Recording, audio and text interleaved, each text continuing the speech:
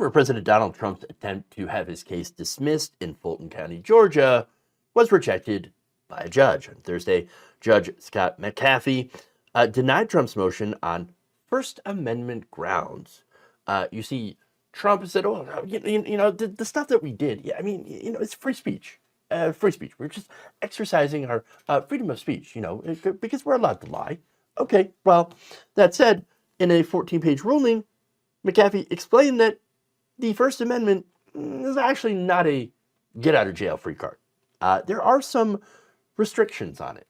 He explains, although the First Amendment is a broad umbrella that shelters all political points of view and shields a wide range of avenues for expression, free speech, including political speech, is not without restriction.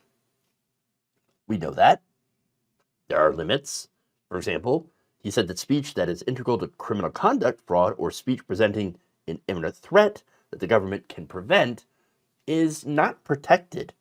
Like, for example, if you yell fire in a crowded theater, you incite a riot. It's not exactly good. That's not protected speech. There's a reason that is not protected speech, because it harms people. He also said that the protection afforded by the Petition Clause of the First Amendment, ensuring the ability to communicate one's will to government officials, and regarded as implicit in the very idea of government, Republican in form, does not extend to allegedly fraudulent petitions.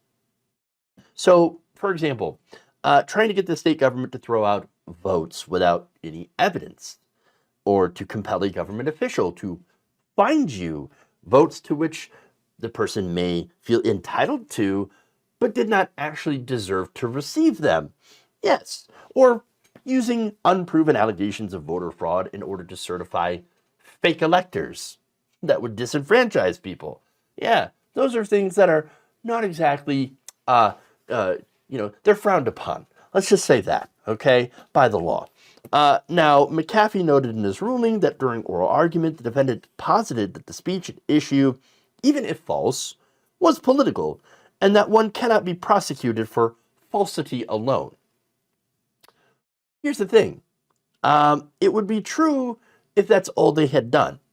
Because again, you can believe and say that you think that the election was stolen, despite the fact that, of course, that there is no evidence to show that the election was stolen from Donald Trump by Joe Biden.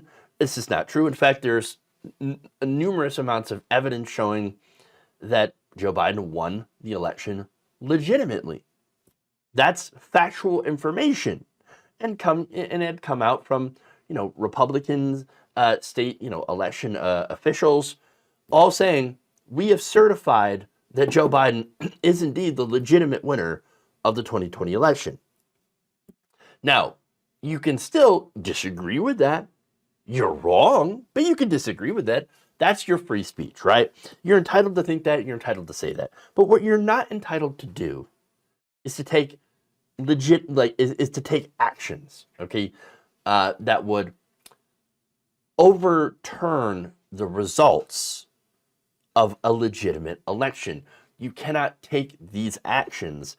And so what Trump is alleged to have done in Georgia is to try to disenfranchise Biden voters. So it's not about free speech. Trump and his allies in Georgia are alleged to have done more than just speak their mind. Prosecutors were not going after Donald Trump for lying, for saying that the election was stolen. The prosecutors actually pointed towards the existence of these fake electors. They also pointed to the times where they knowingly made false claims in state proceedings and in court as part of an attempt to overturn the result of the state's election. You are not allowed to lie in court, okay? You are under oath. That's what that means, okay? And so this is why this case goes beyond free speech. That's why McAfee was forced to make this ruling of like, hey, this is not a free speech case. You're alleged to have done crimes, and so that's not protected speech. In fact, he writes, the court finds that the defendant's expressions and speech are alleged to have been made in furtherance of criminal activity and constitute false statements knowingly and willfully made in matters within a government agency's jurisdiction, which threaten to deceive and harm the government. Then you can ask, what's the harm? Well, the harm is that the entire system of elections is being undermined by not only these false claims, but their so-called remedy, which was the fake electors, ignoring the will of the voters, disenfranchising all the people in the state that voted for Joe Biden. Fake electors were selected to vote for Donald Trump, even though Biden had won the state. So you're literally taking the votes away from these people and disenfranchising them. That's not good. You shouldn't be able to do that. And that's why Trump is in trouble. That's why this case will continue to go forward and will not be dismissed. Now, one former federal prosecutor, Joyce Vance, said that this move is not surprising. She remarked, "Speech isn't protected when it's in a furtherance of a crime. It's like saying stick 'em up during a bank robbery." Yeah. And it wasn't just an expression of their opinion. It was, again, furtherance of trying to steal an election from the rightful winner. Now, since this has been denied, and rightfully so, that means we can go forward. A trial date. You see, this was actually the last pretrial motion that was heard and rejected.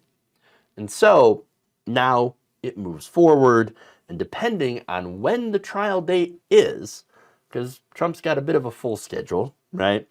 There could be some rather large repercussions when it comes to Donald Trump's reelection.